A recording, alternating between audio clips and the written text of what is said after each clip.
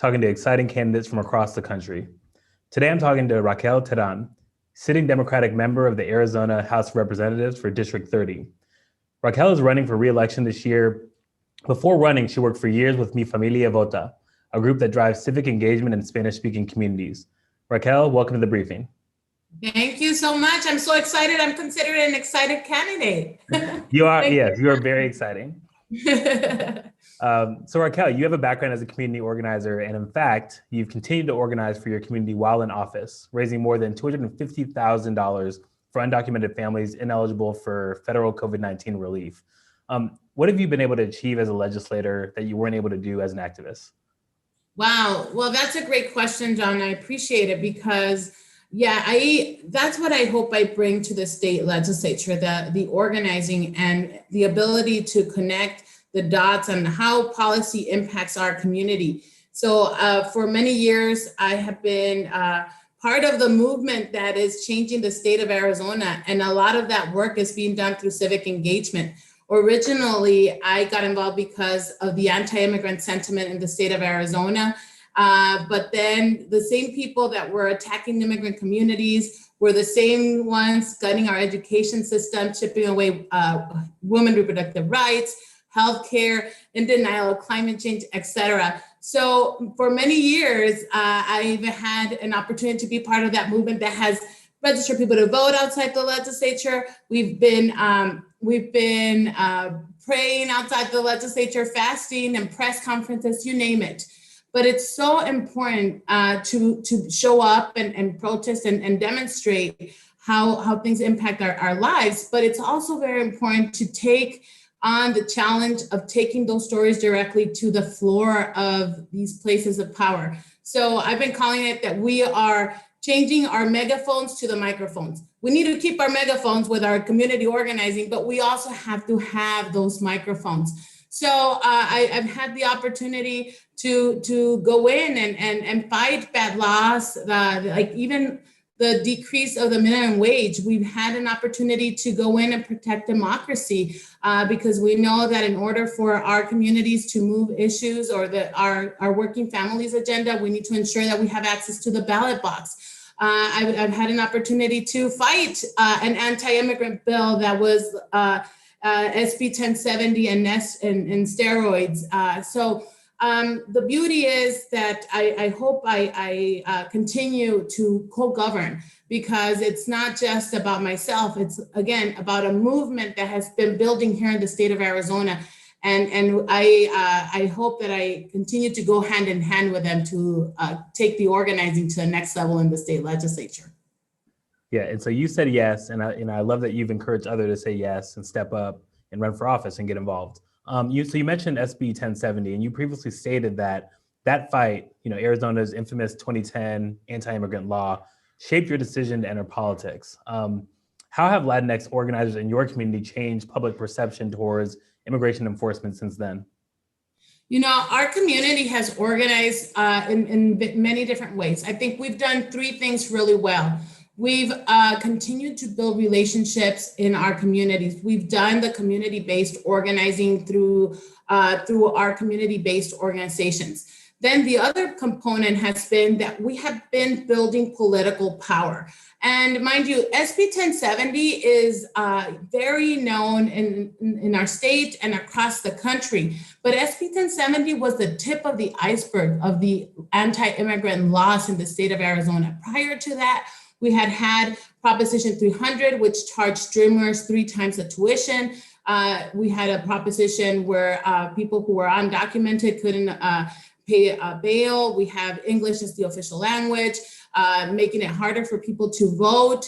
So these anti-immigrant bills have been coming up before SB 1070. But the beauty is, like I said, is like people have gone out to the community, organized, ensured that people come out of the shadows and share their stories, but also we built this political power that we see in its flourishing this year, where Arizona is a battleground state. And it's undeniable that this movement is a movement that got Arizona to the place where it is now.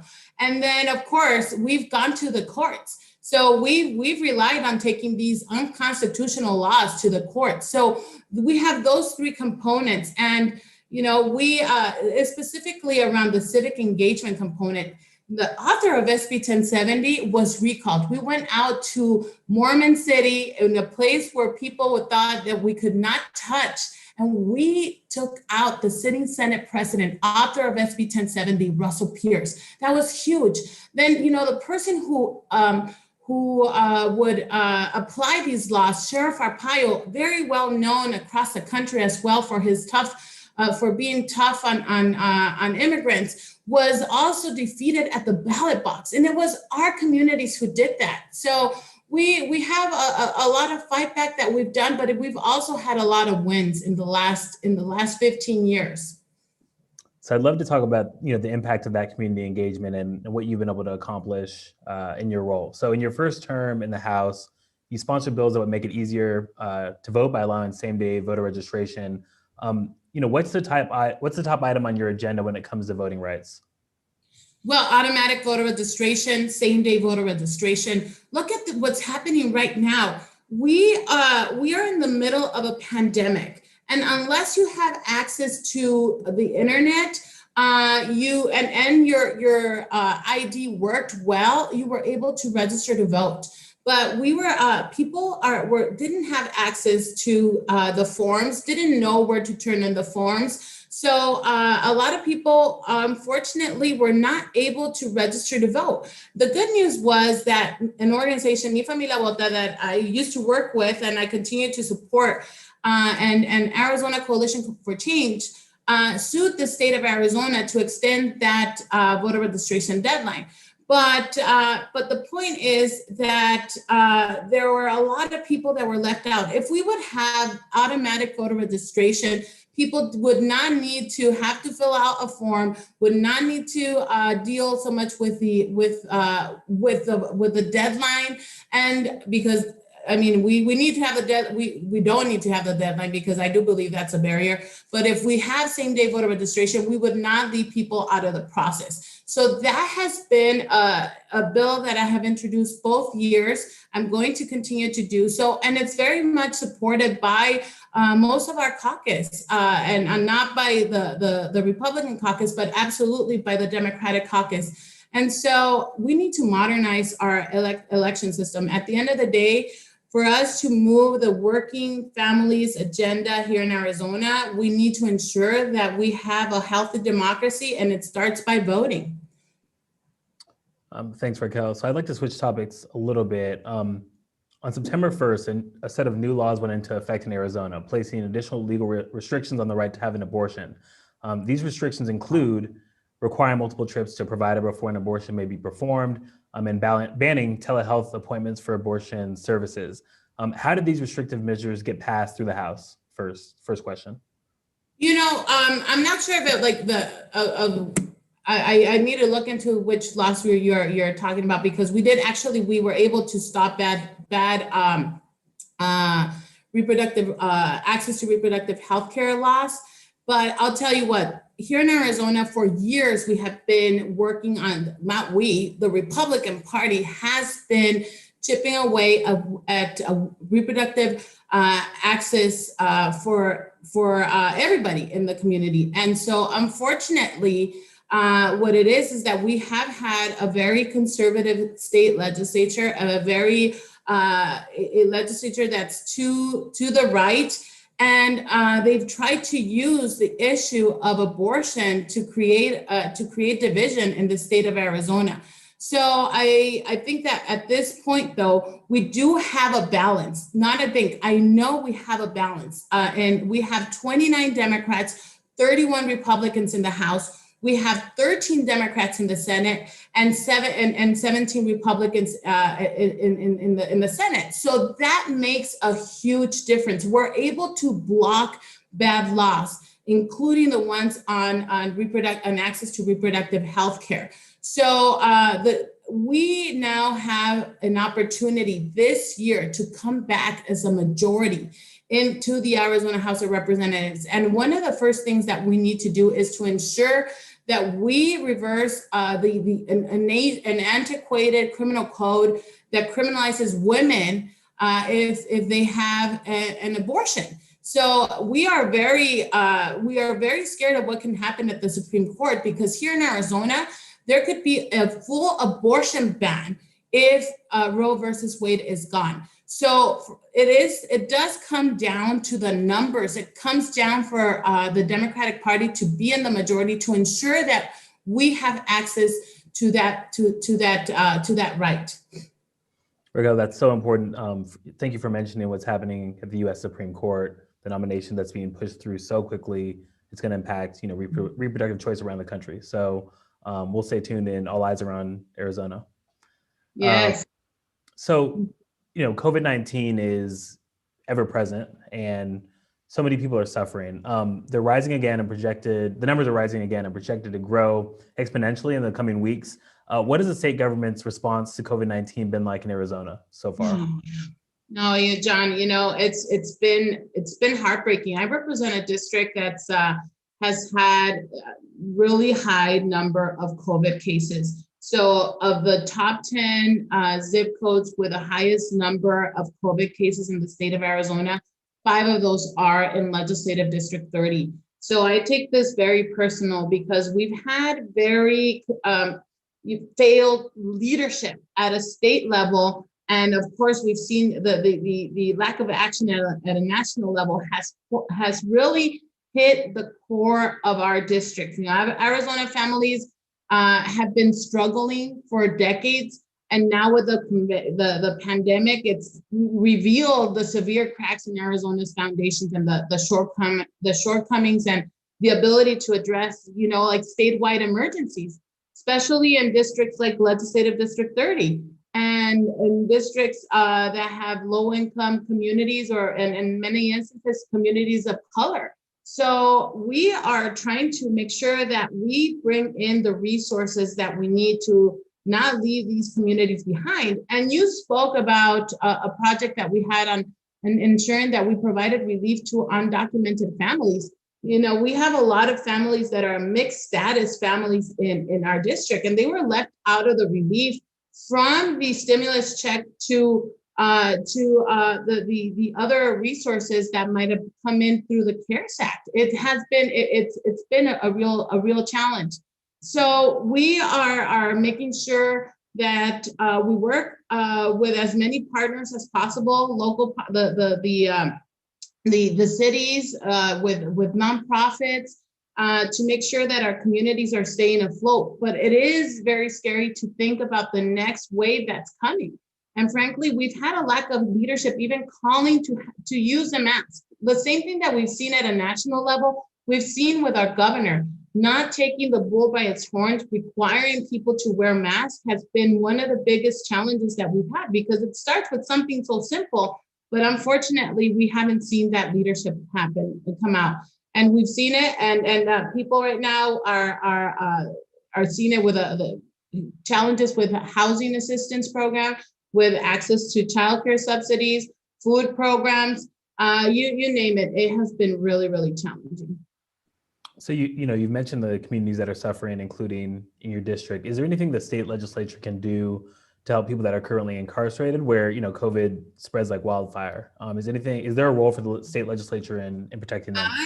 Absolutely. We as a Democratic caucus, from the moment that we left the state legislature, because the state legislature ended our session early, we called for a special session that included, we needed to address what was happening in our prisons and our jails and our justice system, through ensuring that people that we could get people out, because those we knew already that these places don't have access to healthcare, and the moment that it would spread, it would really kill our people, and that's what we have seen, that people have actually died. So we were very specific about, and especially our colleagues on the Democratic side of the aisle were very intent, from the Judiciary Committee, were very intentional to call on the governor to release people who were eligible to be released early, And even, like there was a call from community to release everybody. I know that that's a tough evaluation, but we absolutely need to consider who needed to be gone, and then who could be let out, but also ensuring that they had the resources necessary to address this pandemic. And we never saw it, and we still don't see it. This could have we're one outbreak away from huge tragedies every single day that we don't address the fact that we could have outbreaks in the prisons and jails. Thank you, Raquel. So I'd like you to talk a little bit about, there's a lot of questions about Latinx voters. Are they going to show up, and what's going to happen? Can you talk about the role to the polls and just describe kind of like the movement you're seeing? Yes, thank you for bringing up the roles to the polls. So last Saturday, we went out to the heart of South Phoenix, where we have a huge number of Latinx community and African-American community, and we engaged our communities and came together in a social distance manner and brought our cars. We dressed them up with Joe Biden signs and all candidates with their respective gear, and we all rolled to the polls. And it was just an amazing visual, because it was maybe 3 or 4 miles that we had cars of people not only in rolling together to the polls, but actually having their ballots. And we came into the recorder's office, and each of us had an opportunity to drop off our ballots. We had an amazing mariachi at the end celebrating our democracy, because at the end of the day, that's what we want to create. We want to create excitement. We always know, we've had people challenge the candidates on top of it. We are excited about Joe Biden, but we're also excited about the fact that we are voting for our families. Here in Arizona, it's never been about one single candidate. And I'm not just talking about Joe Biden. It's been for years that we have been voting and building for this moment for our families. So that's what we're seeing nowadays. And I get that question very often. Are Latinos coming out to vote? We have been coming out to vote. We have seen, we're able, like I mentioned earlier, take out Russell Pierce, the author of SB 1070, take up our file. We were able to increase the minimum wage. In 2018, our statewide offices are completely purple, from our Secretary of State being a Democrat to the Superintendent of Public Instruction, an additional person on our Corporation Commission. That makes a huge difference. And those spaces have been brought to us because our Latinx community is engaged.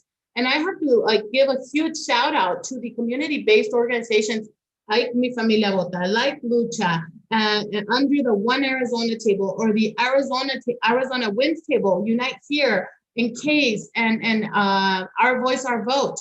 These organizations have been fearless and created a collective strategy, collective story, and of course, a collective structure that permits us to be at the place that we are right now. So I have no doubt that our communities are going to come out in big numbers, and we're going to see really great results this election, from getting Joe Biden elected to making sure that we have the majority in the House and in the Senate. Keep your eyes in Arizona, everybody, because November 4th or 3rd. We'll know result by November 3rd. People want to say that we're going to be dreading, but I think we're going to deliver. Thanks for giving us some insight on what's happening in Arizona. Very important question. So after you won your seat in 2018, what was your victory music? Wow, the victory music. Oh my God, I can remember what was in 2018.